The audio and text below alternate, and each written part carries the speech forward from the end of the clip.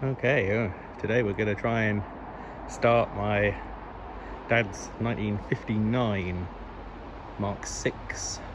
It's either a Mark 5 or a Mark 6 Reliant three-wheeler, which he brought when he was 15 years old and used it for a while as his first car. And yeah, he's had it ever since. But we're just trying to get it going because we're going to need to move it soon, because we potentially sold it to a chap in Scotland, of all places, who's going to have a go at restoring it, which would be quite nice. But we're going to see if it'll start up now. We've got a spark at the points. The engine turns over freely, so we're just going to put some fuel in the carburetor, and then we're just going to see if it goes. We're taking a couple of precautions. We've got fire extinguisher, and the hose is here and ready to go, because if anything does go wrong. That was the only way out of here, and this garage has now been built, and yeah, it's not going to come out of here, but we need to get it going, and then we need to probably just split this Mini in half and push it over there and get it out of the way, and then if this runs, we can drive it through the garage and around to the driveway. That's the plan anyway, but stage one is actually just seeing if it will run. So I'll give you a quick little look around a 1959 Reliant three-wheeler. Very different design to the later cars that you would probably have seen. You don't see too many of these at all. The driver's door is detached. It has a what I think is an ash frame that runs all the way along and around the doors. This side has gone. The other side is fairly solid. But it does give you a fairly unique look at some of the chassis work on the Reliant three-wheeler. It just looks like a nice piece of angle iron. It could even be a bit of angle iron. Perhaps not original, but who knows. In there's the engine. That's a 750cc side valve engine. Those of you that have seen a Austin 7 engine may just look at that and think that that is an Austin 7 engine, and it pretty much is, to be honest with you. Reliant copied the design and just changed it enough that you couldn't go to an Austin 7 dealership at the time and buy parts for these. They changed it just ever so slightly. Okay, let's see what happens.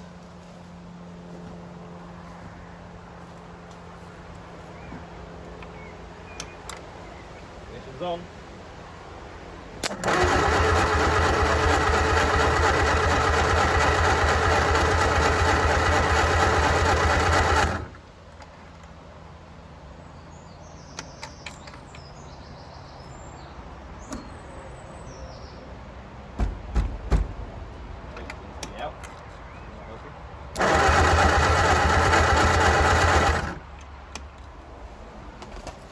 Okay, give that another go.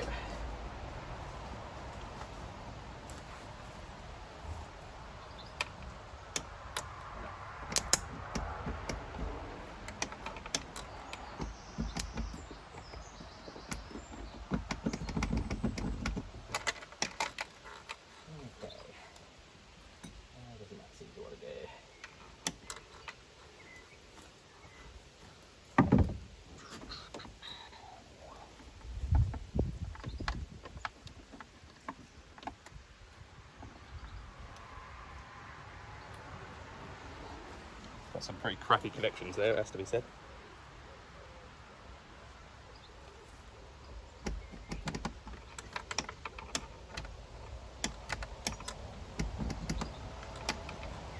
This is a problem we've had so many times.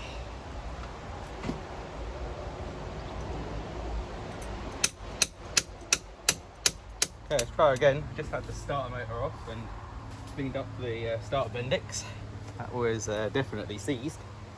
So hopefully now she'll turn over.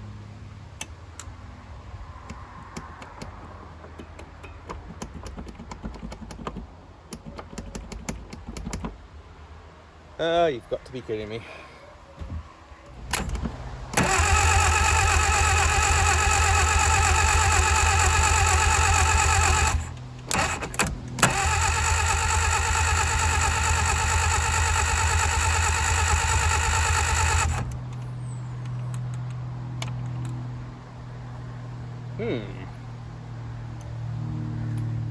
Okay, we just cleaned the points again and adjusted them. We didn't have much of a gap.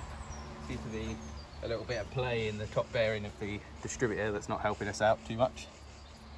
But let's see now what happens.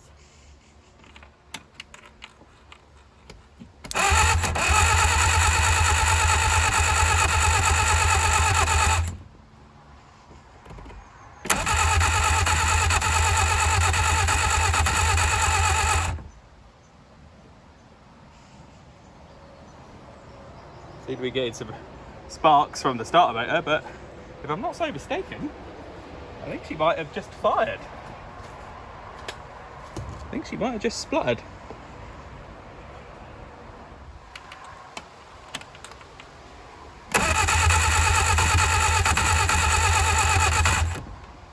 I think she's trying.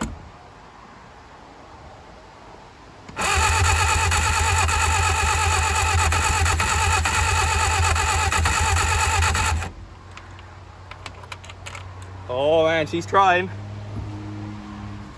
She is firing. It's an unmistakable sound. Got a little bit of two-stroke fuel down there. A little bit of top end lubrication.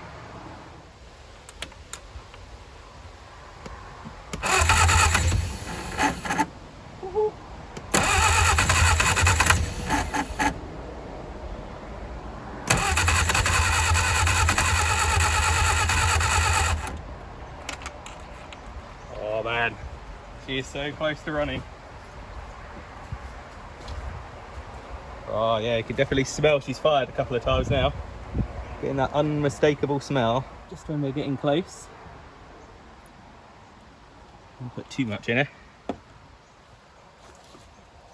Lord knows if the timing's spot on.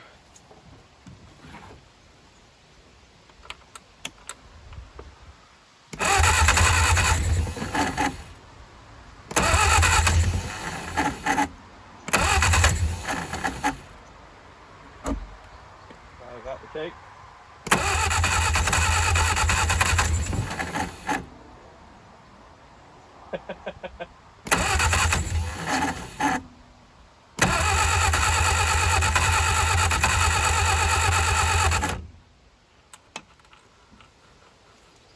Oh, it's so close. Having it fire up.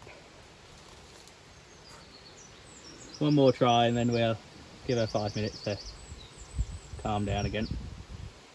Put a decent bit in there, she doesn't seem to be backfiring.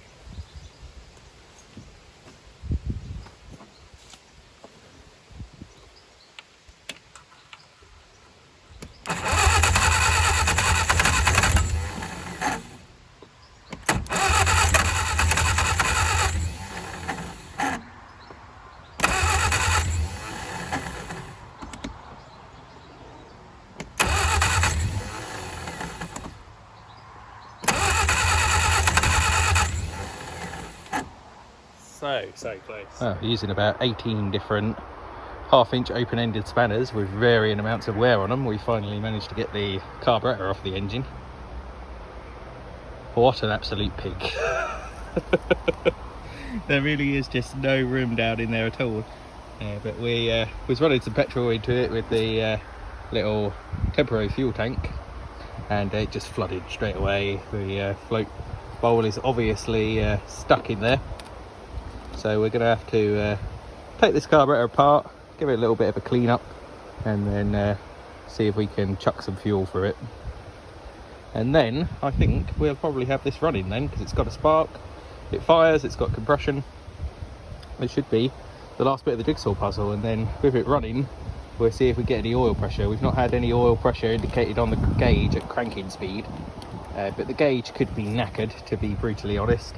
And when I took the starter motor out, I had to take off the spin-on oil filter, which is mounted onto the side of the block of these. And there was oil in it, and there was some oil that leaked out of the hole as well. So I think it's passing oil around the engine. Certainly give it a go in a minute though. Okay, so we got the carburetor apart. Just cleaned it all out, scraped through all the jets with the little cleaners here. and then blew them all out with compressed air, and we shouldn't have a problem now. The float all looks okay, it's all nice and clean inside now, so fingers crossed when we put it all back together it should be alright. We've also just quickly made up this gasket because there was nothing in between the flange at all, so that could have been contributing to our flooding problem as well. So let's see, we'll see what happens. Okay, this could well be it. We've had the carburetor apart now, we've put a gasket in it, cleaned it all out, everything should be okay. It's holding fuel now, so we're just going to manually set the choke. The throttle should be on idle, the throttle linkage is disconnected, so the throttle should be at idle, and we'll put the choke on. We're going to trickle a little bit of fuel down the carburetor again just to help it out, and then we'll give her a turn over, and this could be it. This could be the first proper start and actual continuous little bit of running. Let's see what happens.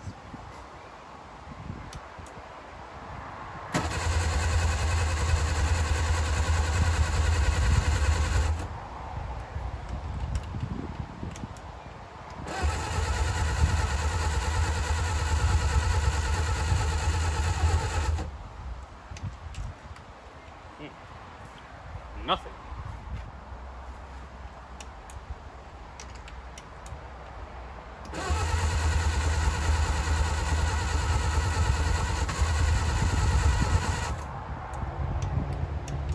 Little fire.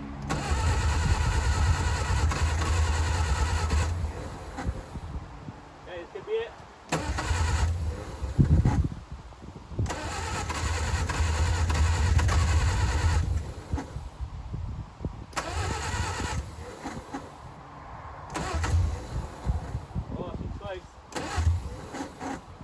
She is close.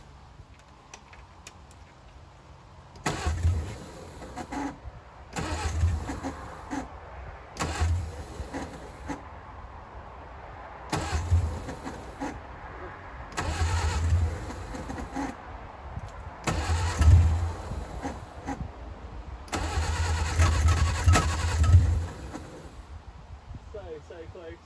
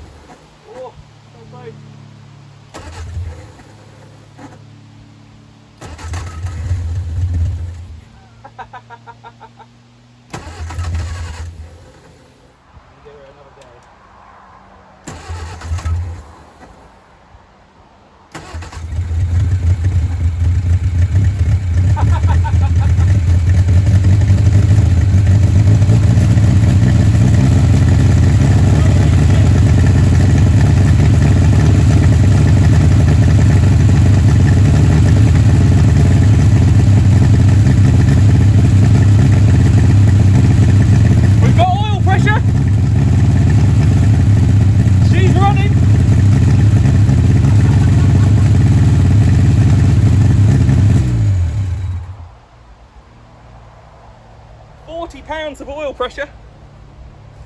That's amazing. You should see the smoke show this thing just gave. Oh my god. That was superb. I bet she would fire up again.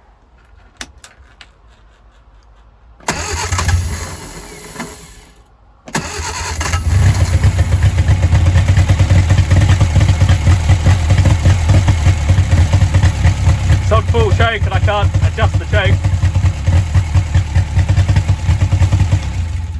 Right, let's see if we can take her off a choke now and see if we're quick enough, if she'll carry on going. There's a hell of a lot of smoke. Right. Let's just hope that that's from the exhaust. Nothing more serious. I'm pretty sure it is.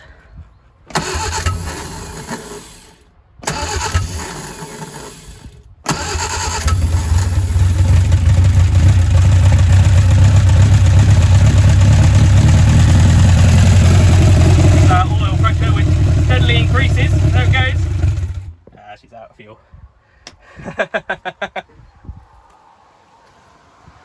Well, there you go. That could well be the first actual run of this little 750cc side valve engine in this 1959 three-wheeler. Could be from the mid-80s, could have been the last time it ran. It certainly hasn't run whilst I've been alive, and I'm now 27, so yeah. Pretty happy with that. Next step, see if we can get some gears, get some coolant in her and give her a longer run.